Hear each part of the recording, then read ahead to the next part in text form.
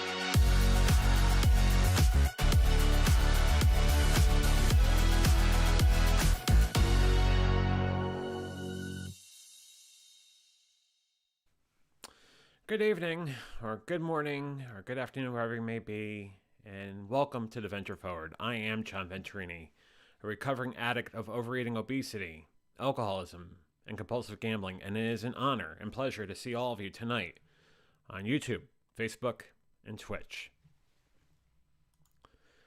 This has been a story, hasn't it? And I know I've led off with those words before, but I think in the total encompassing of what this story has been over nearly the last 1,000 days. Tomorrow, it will be 1,000 days as far as diet tracking.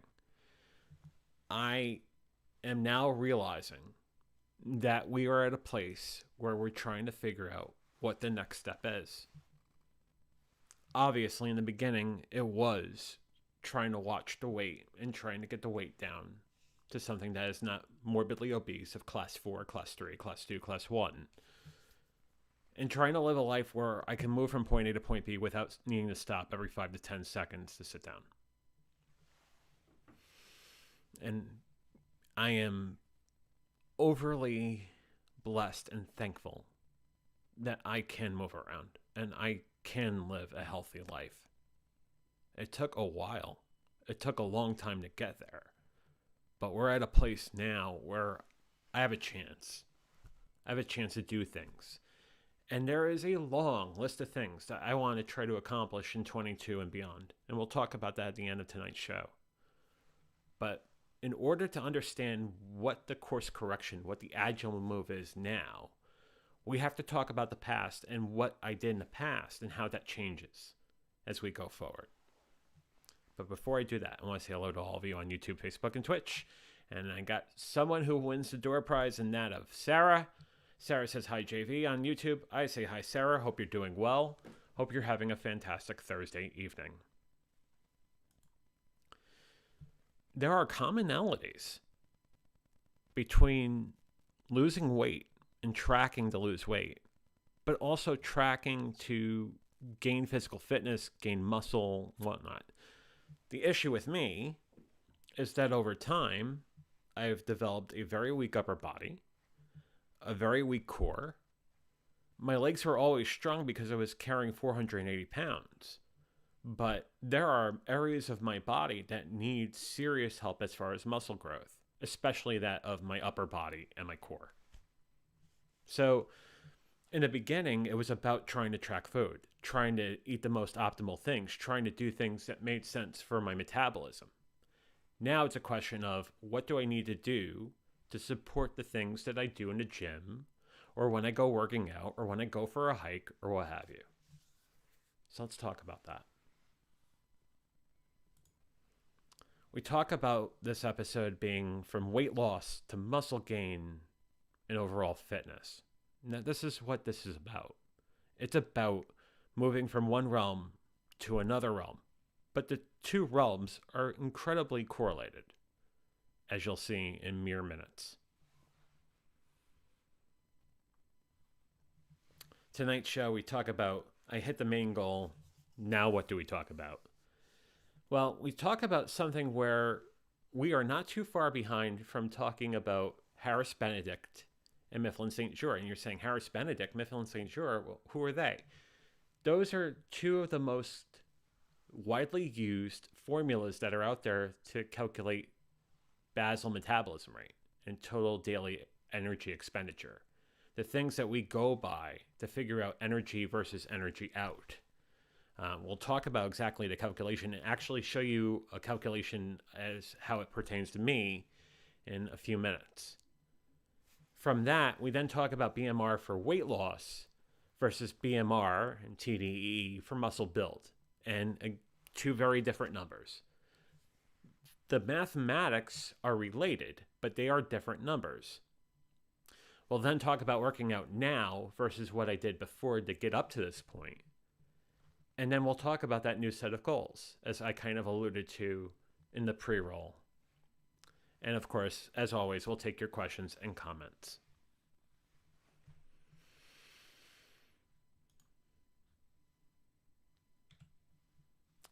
There's the graph.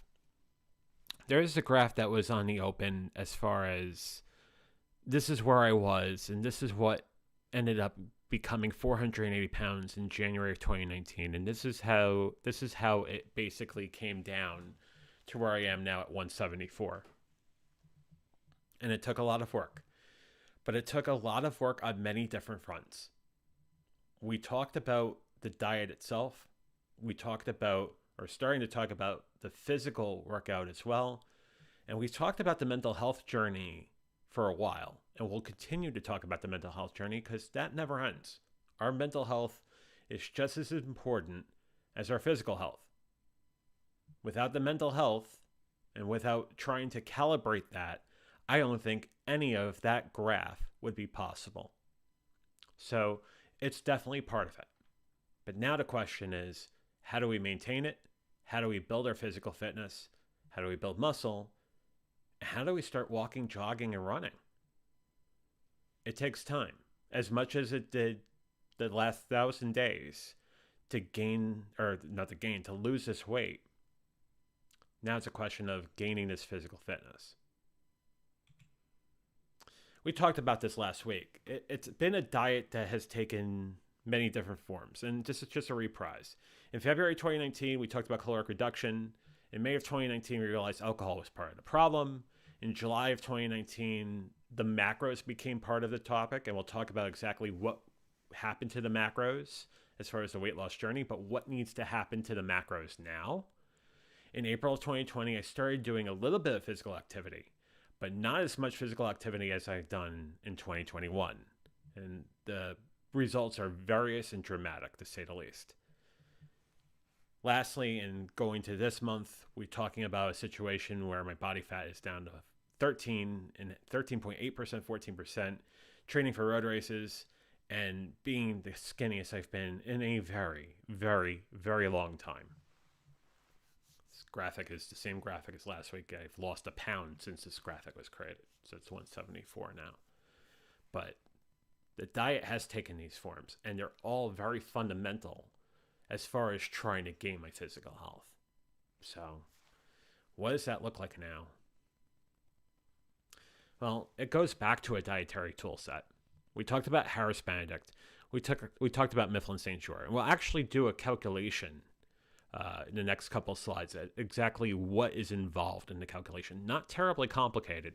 It all has to do with your current height, current weight, your age, and your gender. That basically determines the constructs of the formula as far as BMR, basal metabolism rate. But then there are things that you have to do on top of that number to calculate the total daily energy expenditure. And it's based on how physically active you are. And we'll get to that in a minute or two.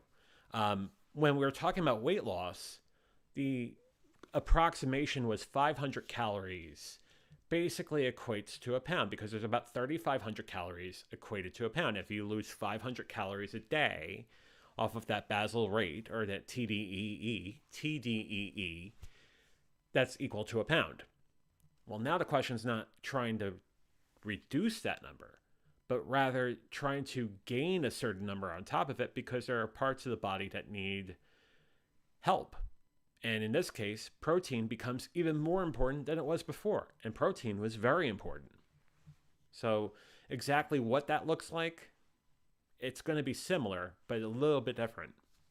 As far as what I use, just a quick plug, shameless plug, mind you. Lose It is still the application I use to track my food.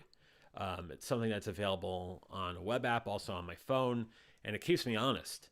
I wouldn't be able to have 999 days of tracking without an application like Lose It. But there's Lose It, and there's MyFitnessPal and Fat Secret and Chronometer. There's a ton of different applications out there that you can use to track, because part of this is tracking food, figuring out what the energy in actually looks like. A couple questions popped up. Sarah asks, what do you think your natural weight is? My natural weight is something close to where I am now at 174. I feel like my mind is in the right set for me to live this sort of lifestyle. I have a happier, more relatable relationship with food than I did before. So I think this is pretty much within my natural weight. I will say that there probably is a 10% delta above and below this.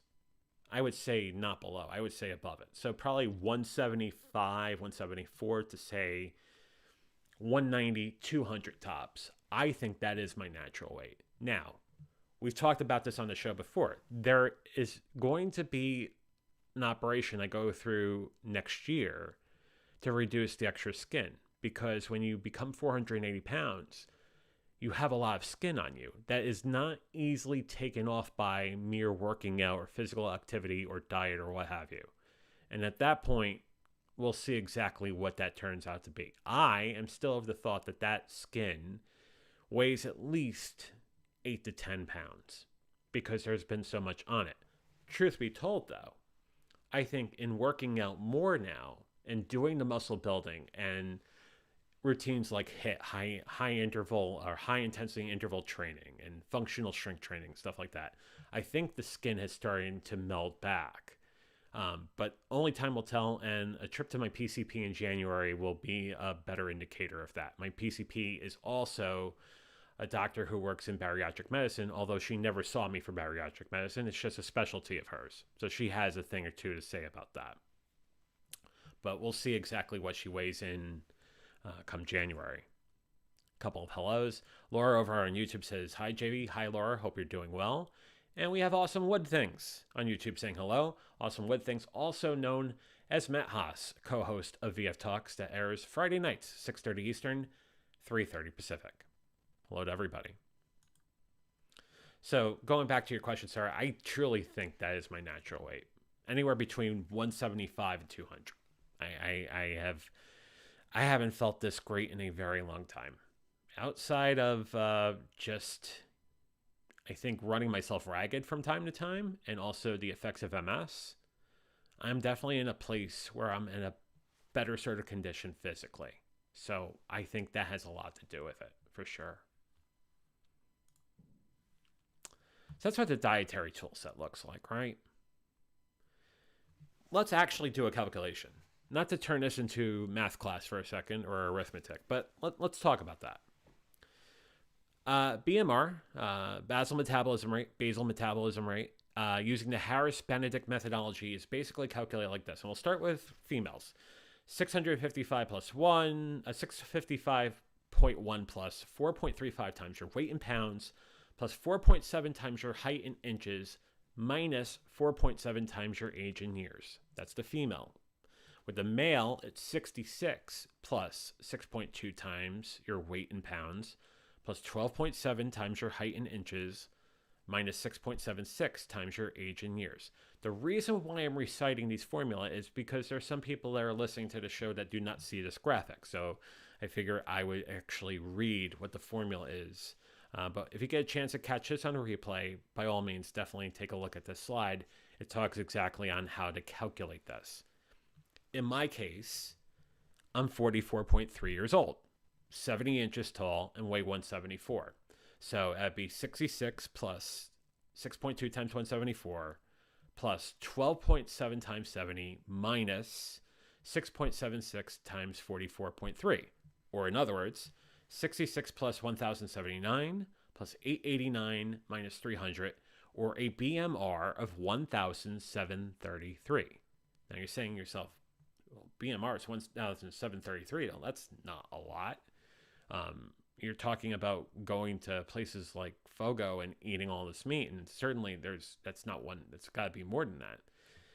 There is a application or a multiplier that you apply to it based on your physical activity. Let's talk about that. That's the difference between BMR and TDEE. Let's show you that. TDEE, or total daily energy expenditure, can be multiplied from anywhere from 1.2 all the way to 1.9. And it's based on how active you are. So now, if you're little to no exercise, or sedentary, in other words, it's 1.2. If you exercise 1 to 3 times a week, it's 1.375. 3 to 5 times a week, you multiply the BMR by 1.55. If you exercise 6 to 7 times a week, you multiply the BMR by 1.725. Or if you exercise every day and at least 750 calories a day, then that's what we call intense exercise. And that's BMR times 1.9. I've been exercising that much. It's been daily, and if it's not been every day, well, I've been at least walking 10,000 steps a day.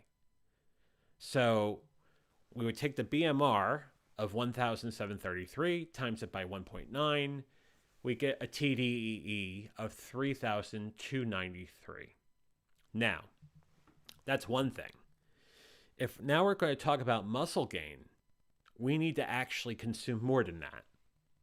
15% actually. Many different sources have said 15%. Some have said as high as 25%. 15% is a number that I think I can agree to.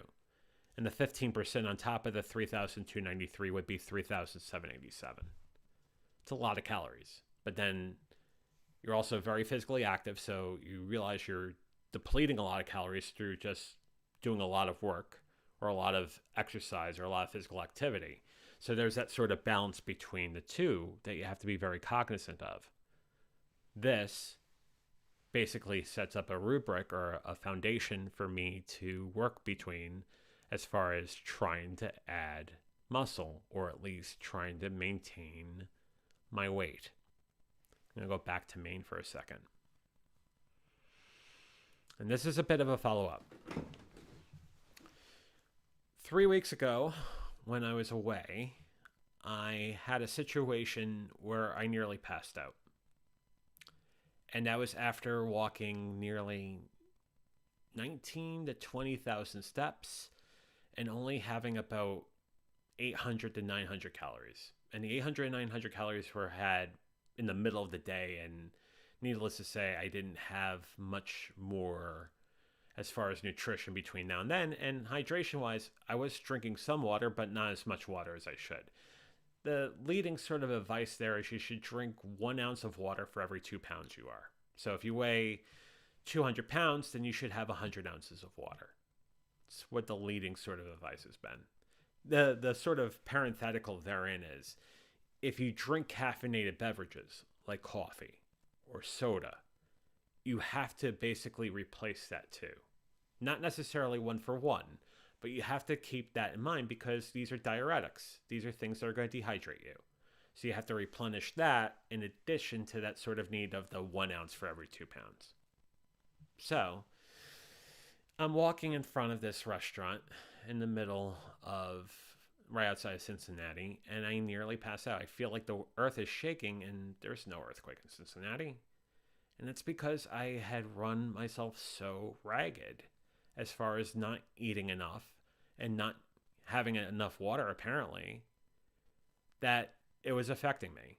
So these sort of guidelines as far as eating a certain amount of macronutrients, drinking a lot of water, they're important. And not to throw a dig against the obvious for myself, but this is a lot harder than it was 20 years ago, the first time I lost weight. Back in 2001, 2002, 2003, that wasn't as much of an issue as it is now 20 years later. I'm in my mid-40s. I have to be a lot more careful. And, I don't know, there's a little something called multiple sclerosis that's on the plate as well, too. So there are multiple reasons why I have to be very diligent as far as staying within a calorie window and making sure I'm eating enough and drinking enough water, staying hydrated. It's become more paramount than ever before, but I will dare say that it is just as important for everybody who is watching and listening to this tonight. We have to stay well hydrated, and we have to make sure we are consuming enough to sustain ourselves. So that's what this conversation's about. So that's what my Bmr and Tdee looks like. But as you could probably guess by now, a calorie is not really a calorie. Not in general. Each calorie has a different meaning, especially now when you're trying to build muscle or trying to build your cardiovascular health, etc. A gram of carbohydrates is about 4 calories. A gram of protein is about 4 calories. A gram of fat is about 9 calories. But there is a certain set of advice that talks to what kind of body type you are and how many grams of protein you should have, how many grams of carbohydrates, how many grams of fat you should have to sustain your health, to lose weight, but also to gain muscle. And it really depends on what our body type's like, but what we're trying to do. We talk about 3 kinds of people, or 3 kinds of bodies, right? We talk about endomorphs, ectomorphs, and mesomorphs. Endomorphs is highlighted because that's the kind of body I have. It's a thick build with a slower metabolism. I've had a metabolism where I was basically someone who was 400 plus pounds for a good portion of his life, especially his adult years. And I would think that, and you could honestly agree to this, that endomorphs focus on fat loss, because when you are in your 300s and you should be about 180, 190, or when you're in your 400s and you definitely should be in your 180s or 190s, fat loss becomes a paramount concern. In that sort of mindset, and these numbers were based on a firm up in Canada called Iron Bull Strength. 25% carbs, 40% protein, 35% fat. When we talk about ectomorphs, we're talking about folks that have a lean or skinny build, naturally high metabolism. And these are people that can lose weight really quickly. At that point, carbohydrates become more important because you're usually doing more running or more cardiovascular activity and not necessarily muscle build. That becomes 40% carbs, 30% protein, 30% fat. And in the last group, the mesomorphs is somewhere in between, in the sense that lean and muscular have a high metabolism, but it's a metabolism that doesn't allow them to build muscle real quickly. They have weak points, and some may have even small caps. This is based on Iron Bull Strength, but I saw a couple of other places that have had that same sort of adage as far as what a mesomorph looks like from shape consideration. 40% carb, 35% protein, 25% fat. So right now, on this day of November 11th, I'm still definitely an endomorph. But I know that when I start road running and training for races and walking, I know my behavior is going to be more along the lines of mesomorph as far as what sort of carb, protein, fat intake I should have. Context I was going to say, but intake is definitely the word I was looking for. 40% carb, 35% protein, 25% fat. So what does this look like? Oh, it doesn't look like that. That's the wrong button. Wow. So of the 3,293 calories in a road running mode, I'm looking at something where it's 823 calories in carbs, 1317 protein, 1153 fat. These are bigger numbers, right? Bigger numbers, not looking to lose weight. I'm not looking to try to lose 2, 3, 4 pounds a week now. These numbers are closer to where I should be. But these are still numbers I have to keep in the back of my mind as I eat during the day, as I put things into Lose It and trying to keep track of things on a day-to-day basis, especially on days where I work out or on days where I go running or on days that I go lifting weights, etc. On race training weeks, those fat calories can move to the carb buckets. And that's because of trying to basically adapt the behavior of being a mesomorph. When we're talking about muscle building mode, we're talking about 947 calories in carbs, 1,515 in protein, 1,325 in fat, because now we're taking that 15% addendum to that number and we're saying we're shooting for 3,787. Again, now it's a question of now we want to gain a little bit of weight. This weight is used to go ahead and basically add to our muscle in the sense that we're doing all these sort of routines, upper body, chest presses, etc. And now we want to add the sort of nutritional content to help support that. Sarah on YouTube asks or says, actually go back to main for a second to get this up real quick. Sarah says, I don't know if I'm an endomorph or the other one. Truth be told, I think there are a few doctors out there that could help guide you in that direction. But at the end of the day, you kind of say to yourself, all right, what does my build look like? How does my body basically look? And then do I consider myself more athletic? Well, then you're more of a mesomorph. If you're an ectomorph, you're one that is skinnier. And then if you're an endomorph, you're someone that has, as it says back in the graphic, a bit more stocky. In my case, I'm a large type, bordering upon extra large, but definitely a large type. So I'm definitely an endomorph. But that takes time and figuring that out. And of course, as I said in the beginning of the show, consulting your doctor, your dietitian, etc. They would know better for sure.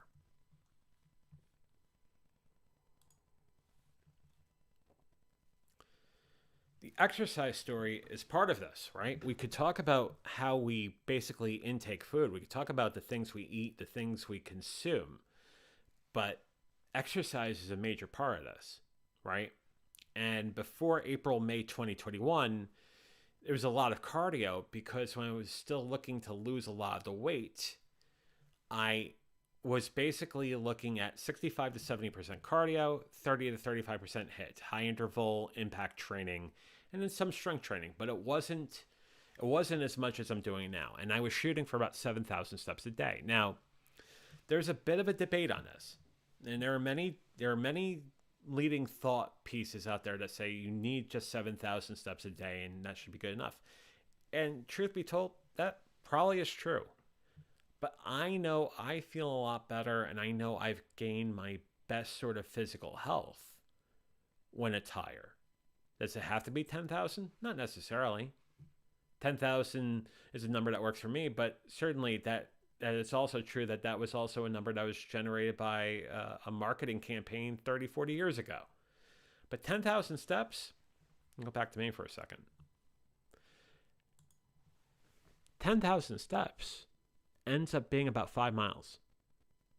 And if I think about days where I walk 5 miles, I feel like I have moved around enough to make sure my internal systems are doing everything they need to do. And I'm going from point A to point B, and I'm actually not acting like a sloth. I don't feel like succumb to a situation. I feel like I'm actually moving, I'm living, I'm breathing, that sort of thing. It doesn't have to be 10,000 steps or 5 miles. It could be a lesser number, but for me, that's a number that's been working, especially in the last 6 months. Sarah says ectomorph. I guess is what she meant by the other one. Yeah, ectomorph, endomorph, or mesomorph. Sarah also says that she sleeps better with more steps. Yeah, I think that talks about your capillaries, right? You talk about things that basically increase the flow of blood throughout the body and capillary sort of activity. When you walk more, you have more steps, capillaries are definitely being used. So that would make all the sense in the world.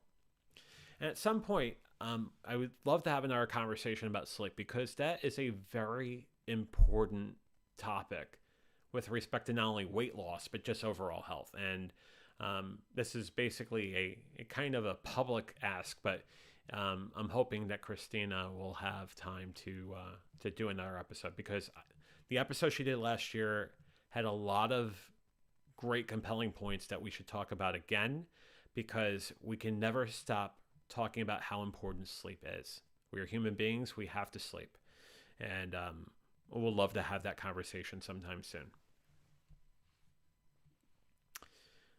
So we're talking about a situation now where I'm looking at 90 minutes of functional training, 2 hours of HIIT every week. I'm talking 3 spin classes, 3 hours of cycling. I try to do at least 5 kilometers, either by elliptical or by treadmill 4 days a week.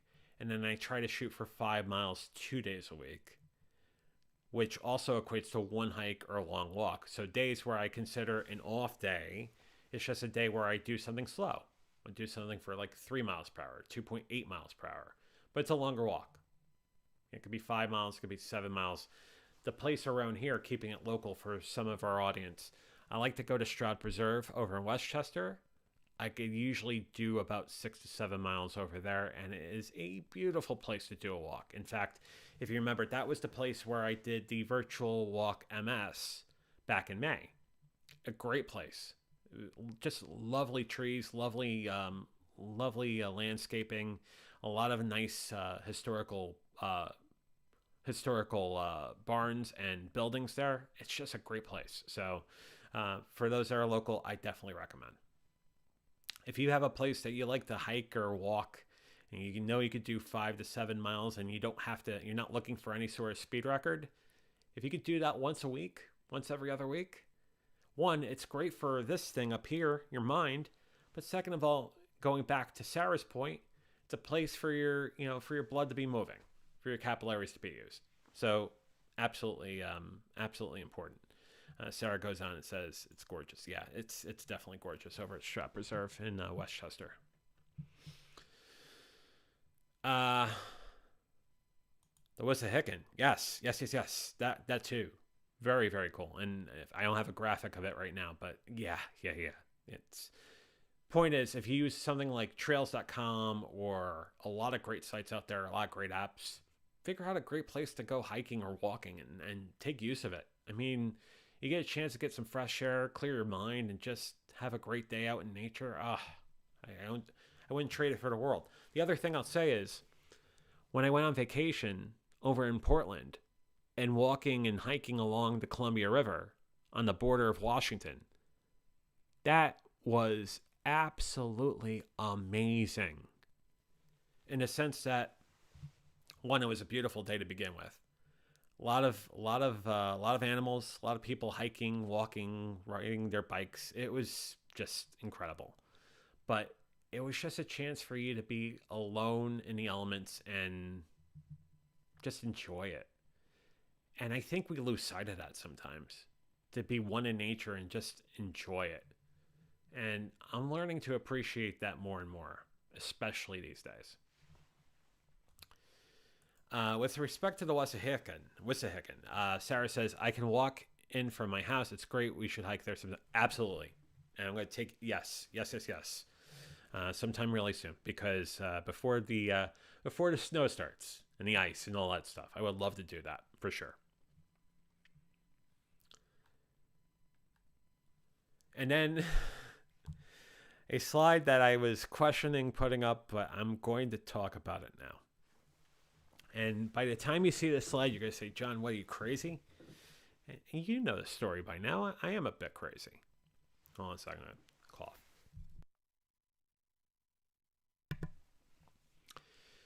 Right now, I'm at 13.8 body fat. 13.8% body fat. I'd like to get that number down to 11. They say that if you can get that number less than 10, you're considered athletic. I haven't had this least amount of body fat in a very long time in this life.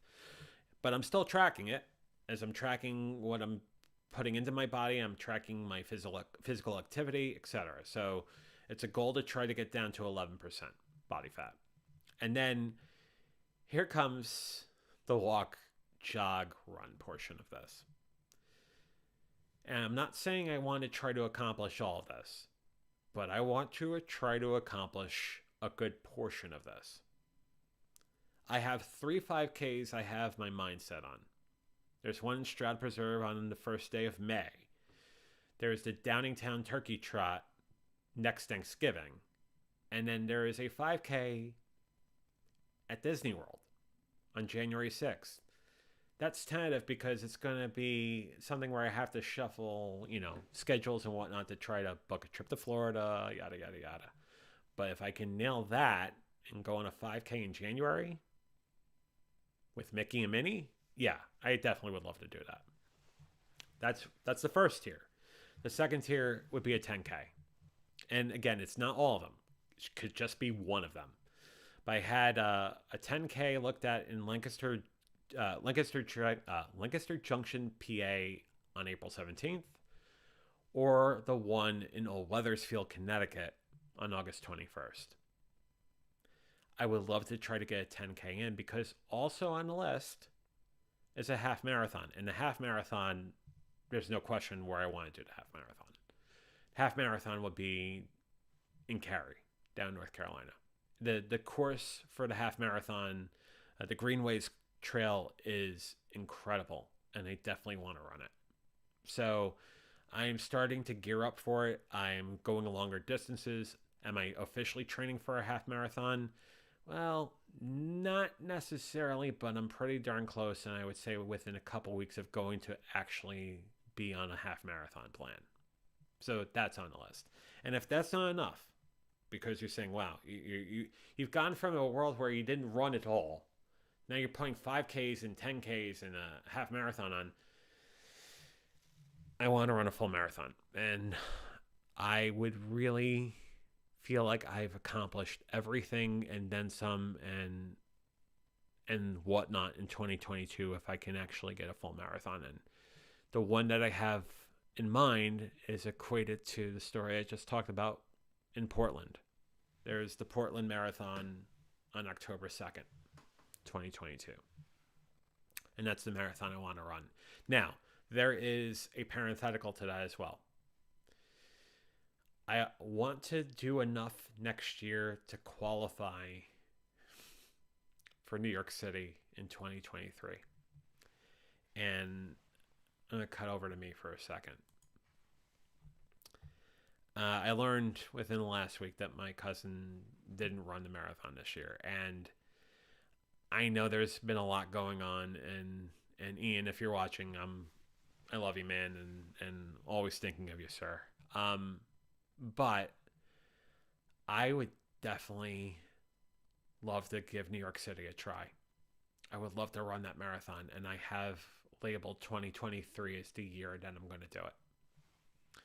As whether or not I actually do Portland, which I'm going to darn try to get Portland in 2022, I definitely will want to run the New York City Marathon in 2023.